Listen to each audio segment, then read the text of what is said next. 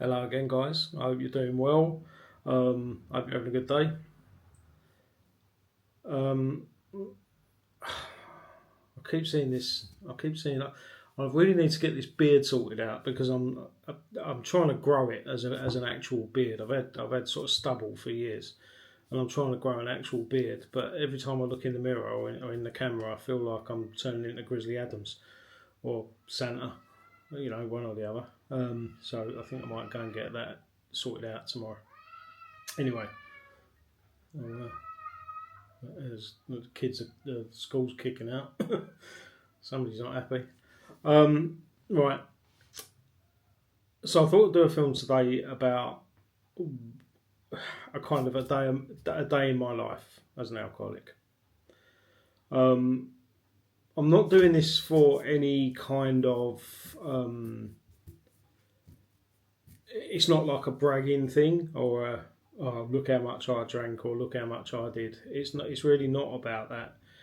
It's just to sort of show what it was,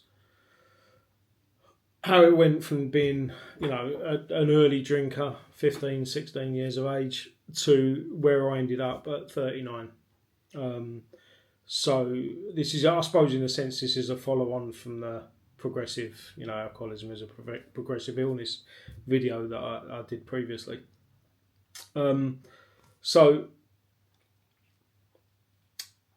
one of my earliest memories of alcohol or drinking alcohol was being maybe 5 years old, sitting in a pub with my father. Um, my father's never had a drink problem, certainly to my knowledge. I've never known him to drink more than maybe 2 pints. Anyway, as a little boy, I think we were visiting my grandfather, and we were in this pub, and I tasted his beer. Right, that's the earliest recollection I have.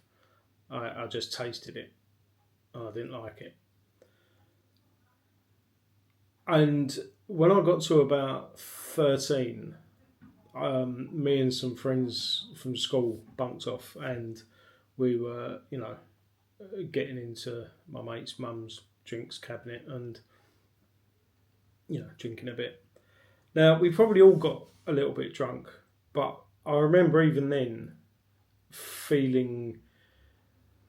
I mean, it's hard to say because you never really know what other people are thinking, do you? But I felt like I didn't want it to stop. As soon as I started, having a little nip of this or a nip of that, whatever it was, probably something disgusting or a creme de menthe or something like that. But I didn't want it to. I didn't want us to stop drinking. I wanted to just keep going. Um, and then we got to about 15, 16, started actually going to pubs. In those days you could actually get served if you had a bit of bum fluff on your face. So, but even then I was probably only drinking about 3 pints, 4 pints a night, and I don't remember really thinking that there was a problem. But it was a very quick. I went very quickly from that at 15 to at 16 having the family saying to me, "You need to sort this out because you're basically pissed a lot. You're every time you drink you get pissed." So that progressed very quickly. Now, I could tell you 20 years worth of tales of things I've done, exploits, things I've drunk, things that the drugs I've taken, X, Y, Z. It's all very, very boring, to be totally honest. It's really boring. But by the time I stopped, an average day for me was I would normally wake up still drunk, right? That was probably more often than not. I would wake up still drunk. I wasn't at the point that I've heard other people where they have to have a drink before they can even get out of bed. I knew somebody who had to drink whiskey and be sick before they could even get out of the bed. I wasn't at that point, although there were days where I was so hungover it took me hours to get out of bed because I was just either really hungover or I was still drunk, and being still drunk was 9 times out of 10 what the situation was. Now, the first thought on waking up and knowing I was drunk would be to drink. It would be like, right, when am I going to drink? How am I going to drink? Have I got money for drink? What have I got to do today? What can I put off doing so that I can drink X, Y, Z? Drink becomes all consuming when you're an alcoholic. There's really nothing much else. Certainly at the stage I was at, the rest of your life takes a bit of a back seat because alcohol has to be involved in everything. So a lot of the time by lunchtime I was in the pub, I would have had 2 or 3 pints. Now that was just if you like, that was a starter. That was to sort of settle my nerves and my anxiety and make me feel kind of okay. I'd feel okay after about 3 pints. And then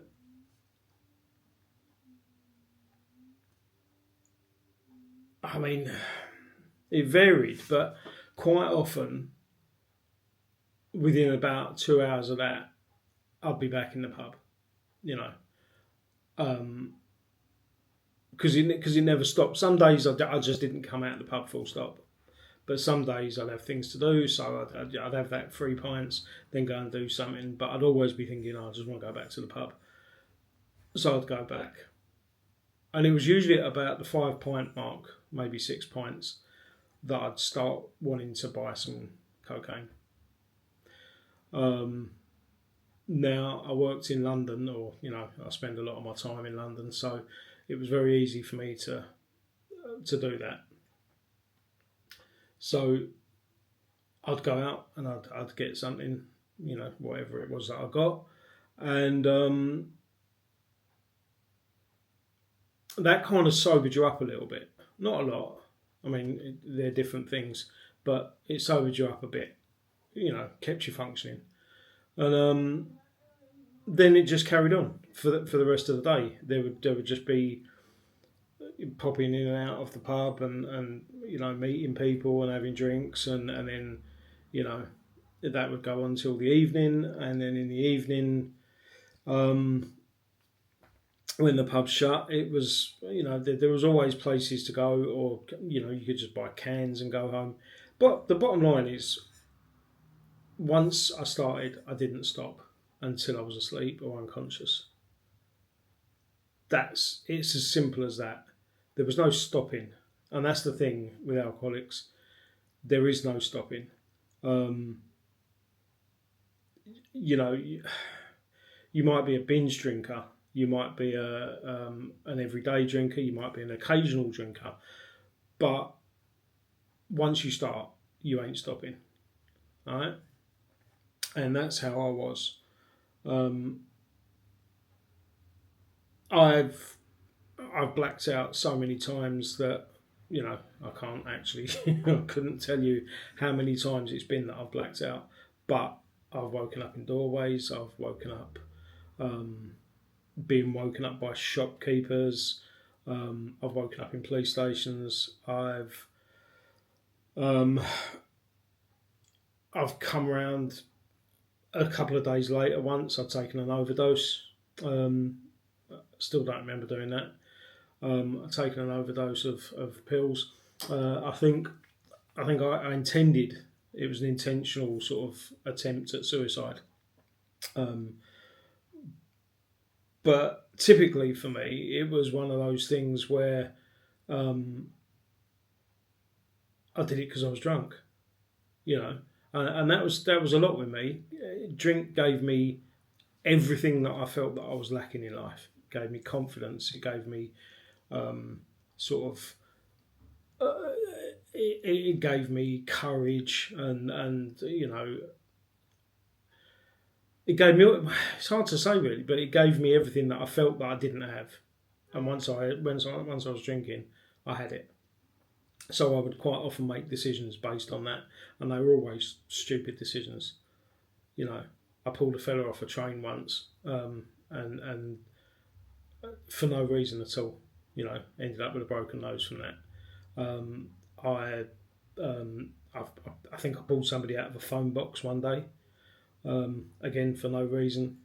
Um, you know, just stupid things, stupid decisions that you don't think through. You just have the thought and do it, and that's, um,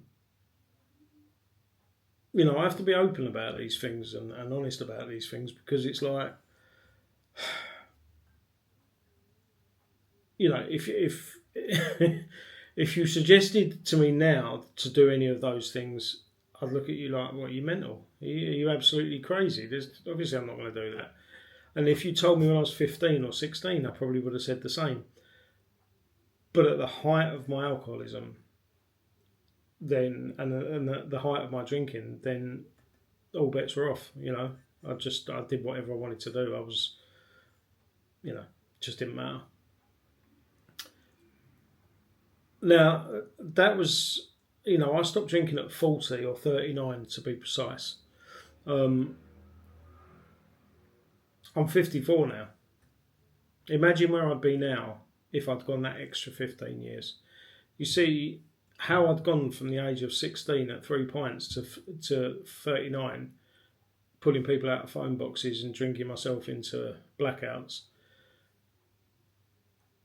If I'd got that far in that space of time, another 15 years, where would I be? You know, and if I'd still been alive at 54, where would I have been 15 years after that? It's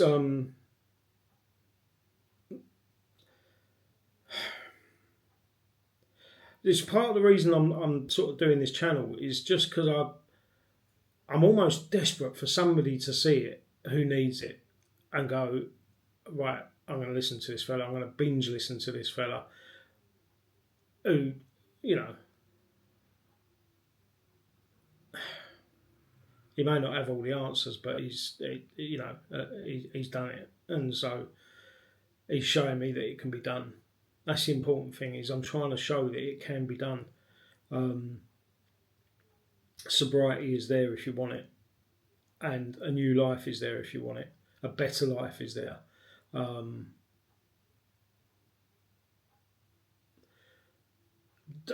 That's really the goal for this whole channel, is, you know, and the reason I'm sitting here feeling a bit silly, really, you know, because I doubt there's anyone watching. You know, I'm probably just talking to a camera. I doubt any, you know, certainly from the viewing figures, not many people are watching. But it's not about me. It's about reaching that one person that sees the film and says, that's where I am. I do that. I've done that. I need to listen to this fella and go and get help. And if that happens, if one person has that, then that makes it all worthwhile. Do you know? It was a really shitty life, to be honest. My alcoholic life. It was a life of borrowing money, upsetting people, hurting people, ruining chances. You know, it's easy for me to say, you know, I lost relationships, but what about the people that I was having the relationships with? They lost relationships too. You know, they lost what they thought they were going to get because I was what I was. So, you know, it's not just about me. It's about everyone else as well. It's not just about you. It's about everyone in your life. So, you know, I don't know. It's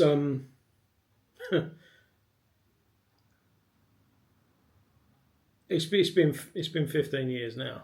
So, I feel like I can genuinely sit here and say, right, that worked. I went from there to here. You can do that too. You know, if I was sitting there after 3 months or 6 months, maybe, you know, what I'm trying to say is I feel like I've got some kind of,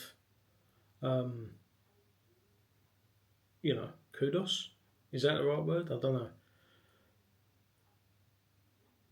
And hopefully you can see that you can, if you're in that position where I was at 39, you can be in the position where I am, or even better when you get to 54. You know, and hopefully you do get to 54, because not everyone does.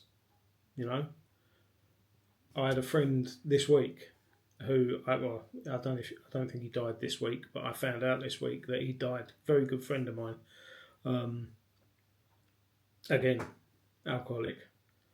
So, not everyone makes it, and that's the important thing. You know, like I say, I just want to help someone make it, and if I do, that's all good. So anyway, look, I'll leave it there because you know I'm probably just rambling again, but hopefully I'll see you again. Take care.